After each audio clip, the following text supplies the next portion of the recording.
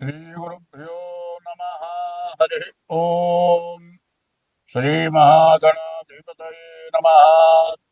श्रीमहासरस्वत्यै नमः। हरि ओम। आदित्योऽर्को रविर्भानुर्भास्करश्च दिवाकरः मार्ताण्डः सविता हीलिस्तीक्ष्णां शर्मिहिरो रविः।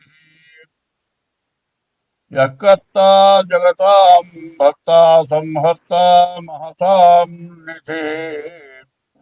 प्रणमामि तमादित्यं बहिरन्तस्तमोपहं। 2026 సంవత్సరం.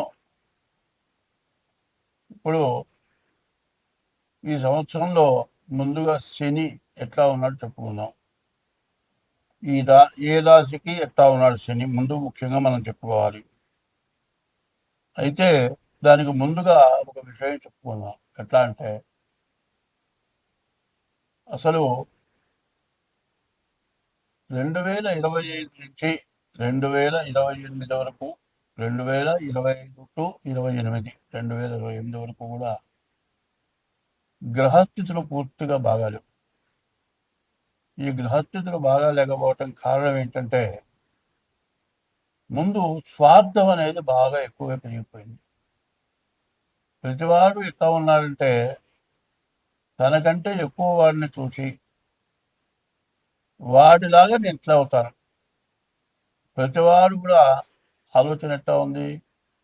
కొన్ని కోట్లు టాటా, బిర్లా ఇట్లాంటి వాళ్ళు ఉన్నారు, మరి లేకపోతే సినిమా యాక్టర్లో ఉన్నారు, లేకపోతే రాజకీయ నాయకులు ఉన్నారు. వాళ్ళు వందల కోట్లలో ఉంటున్నారు. మనం కూడా ఎట్లా పెరగాలి అనేటువంటి ఆలోచన ప్రతివాడికి వస్తుంది. కొంతమందికేమో ధర్మమైన మార్గంలో వస్తుంది కోట్లు. బిజినెస్ ద్వారా రావచ్చు, బిజినెస్ వ్యాపారం ద్వారా కూడా కొన్ని పొరపాట్లు చేస్తే కూడా రావచ్చు. అదే యాక్టర్లు అనుకోండి, వాళ్ళ మంచి యాక్టర్ అయితే వాడికి ఒక వేషానికి ఎంత తీసుకుంటారు, అట్లా కూడా వాళ్ళు సంపాదించుకోవచ్చు. కానీ మనమందరం కూడా అట్లా సంపాదించుకోవాలంటే అవుతుందా కాదా అనే ఆలోచన లేదు. ఎప్పుడు కూడా ఏమవుతుందంటే వాళ్ళ పరిస్థితి ఏం చేయాలంటే ప్రతివాళ్ళు కూడా మనకంటే కింద వాడిని చూసి, మనకంటే తక్కువ వాడిని చూసి మనం బాగున్నాం, మనకంటే కష్టపడేవాడిని చూసి, ఇబ్బంది పడేవాడిని చూసి వాడికి ఏదైనా సహాయం చేద్దాం అనే మనస్తత్వం ప్రతి వ్యక్తికి ఉండాలి. మనకంటే గొప్పవాడిని చూసి మనం వాళ్ళగా ఎట్లా అవుతాం అనుకోవటం మంచిది కాదు. మనకంటే తక్కువ వాడిని చూసి మనం బాగున్నాం, మన చేతనైన సహాయం మనం చేద్దాం అనుకుంటే దీన్ని చూస్తే కోటీశ్వరుడు కూడా మిగతా వాళ్ళకి సహాయం చేస్తాడు. ఇప్పుడు ఎట్లా ఉందంటే ఒక పెద్ద వ్యాపారస్తుడు ఉన్నాడు అనుకోండి, అతని దగ్గర ఒక వర్కర్ ఉంటాడు, పనిచేసేవాడు. వాడికి నెలకి 25,000 30,000 జీతం ఇస్తారు. ఈ 25,000 30,000 జీతం కరెక్ట్గా నెలకి ఫస్ట్ తారీఖు ఇవ్వడు, మొత్తం ఇవ్వడు. ఎందుకు ఇవ్వడు అంటే మొత్తం ఇచ్చేస్తే మళ్ళీ బయటికి వెళ్ళిపోతాడేమో,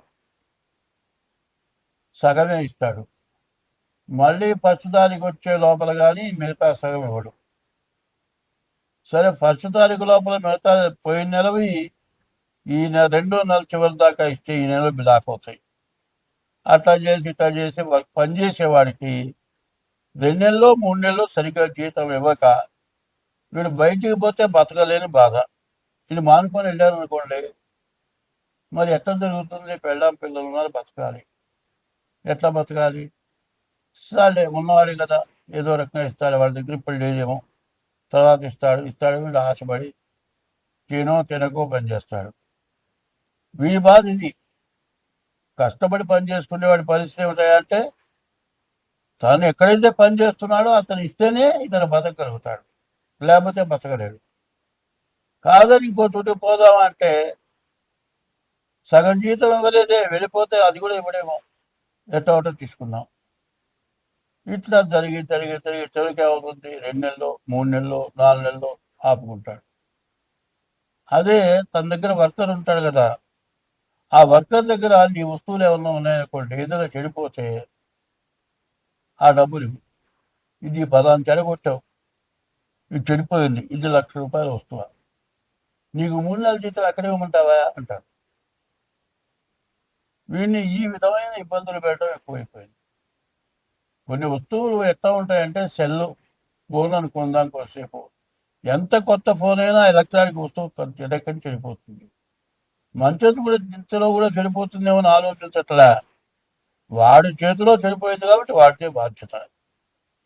ఈ రకంగా ఆలోచించి నేను లేకపోతే వాడు బతకలేడు అనుకుంటున్నాడు. నా దగ్గర పనిచేసేవాడు నన్ను వదిలిపెట్టేవాడు బతకలేడని అతను అనుకుంటాడు. వీడేం చేస్తాడు, చూస్తాడు 2 నెలలు 3 నెలలు 4 నెలలు 5 నెలలు చూస్తాడు. జీతం ఇవ్వకపోతే ఏం చేస్తాడు, వాడు మానుకొని బయటకు వెళ్ళిపోతాడు. బయటకు వెళ్ళిపోయి అంత జీతమైన చేస్తాడు. ఈ విధంగా ఎప్పుడు కూడా ఒకటి మనిషికి కావాల్సింది ఏమిటి అనేది ముందు ఆలోచన ఎవ్వరికి ఉండలే.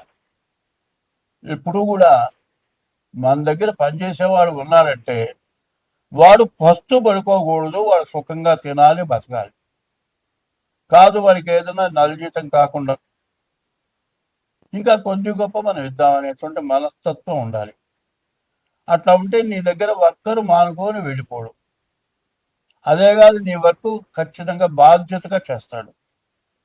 అది ఆలోచించట్లే. ఎంతసేపు జీతం సరిగా ఇవ్వకుండా వాడిని ఇబ్బంది పెట్టి వాడు వెళ్ళిపోకుండా నీ బ్లాక్ చేస్తున్నాను, వాడే పడి ఉంటాడు అనేటువంటి దురాలోచన. దురాలోచనట్టు ఉంటుంది, వాడిని ఇబ్బంది పెట్టడమే దురాలోచన. దూరంగా ఆలోచించే ఆలోచన ఏంటంటే నువ్వు వాడికి ఇచ్చే జీతం కాక అదే నీ వర్క్ ఇంత చేస్తే నీకు అది ఎక్స్ట్రా ఇస్తాను ఇట్లా సహకారం చేస్తూ ఉండటం పోయి ప్రతి వాళ్ళకి ఏమవుతుంది అంటే తన దగ్గర పనిచేసేవాడు తను నొక్కేయాలి. తర్వాత ప్రతివాడు కూడా ఏం చేస్తాడు, ఇట్లా చేస్తుంటే నా వాళ్ళలాగా నేను కూడా ఉండాలని వీడు అనుకుంటాడు. ఇందువల్ల ప్రతి చోట ఇదే గొడవ. రాష్ట్రంలో ఉన్నవాడు కేంద్రానికి పోవాలనుకుంటాడు, మన దేశం వాడు ఇంకో దేశాన్ని కొట్టాలనుకుంటాడు. ఇట్లాంటి స్వార్థాలు 25 నుంచి 28 వరకు వస్తుంది. దీనివల్ల కొట్టుకోవడం, తన్నుకోవడం, చంపుకోవడం, పొడుచుకోవడం, యుద్ధాలు చేసుకోవడం ఇవి జరుగుతున్నాయి. దీన్ని అరికట్టాల్సిన అవసరం ఉంది. ఇవన్నీ కూడా నువ్వు చేసే పాపం వల్లే వస్తుంది. ఏ జీవరాశిని కూడా 84 లక్షల జీవరాశులు ఉన్నాయి. నోరు లేని మూగ జీవాలు ఉన్నాయి. ఏ జీవరాశిని కూడా కష్టపెట్టకుండా మనం ఉంటే, అందరూ బాగుండాలని కోరుకుంటే మనం బాగుంటాం, అందరూ బాగుంటారు. ఇది లేకుండా ప్రతి వాళ్ళకి స్వార్థం, అందరికంటే నేను పెరగాలి. ఇటువంటి దురాలోచన వచ్చి ప్రపంచం మొత్తం నాశనం అయిపోవటానికి దగ్గరికి వచ్చింది. ఇదివరకు 2 ప్రపంచ యుద్ధాలు వచ్చినాయి. 3వ ప్రపంచ యుద్ధం వస్తుందేమో అన్నంత భయంకరంగా ఉంది. పైన బంగారం వచ్చేప్పటికల్లా విపరీతంగా పెరిగిపోయింది. పోనీ బంగారం ఒక గొలుసు కొనుక్కోవాలంటే 4 లక్షలు అవుతుంది. 4 లక్షలు పెట్టి గొలుసు కొనుక్కొని మెళ్ళో వేసుకుంటే గొలుసు తెంపుపోయే దొంగలు తయారైనారు. దొంగలు అయినారు, మంచి వాళ్ళు తక్కువైనారు. దీనివల్ల చాలా నష్టం, కష్టం ఎక్కువ అవుతుంది.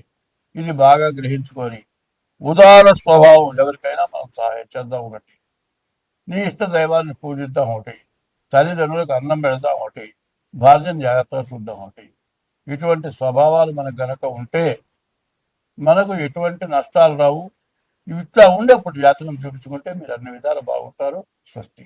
తులారాశి కూడా శని బాగానే ఉన్నాడు. కానీ ఈ తులారాశి వాళ్ళు కూడా ఏం చేయాలి అంటే ఎప్పుడు ఒకటే చెబుతున్నా, నా రాశి ఇదండి అంటాడు. మీ నాన్న పేరు పెట్టారనుకుందాం.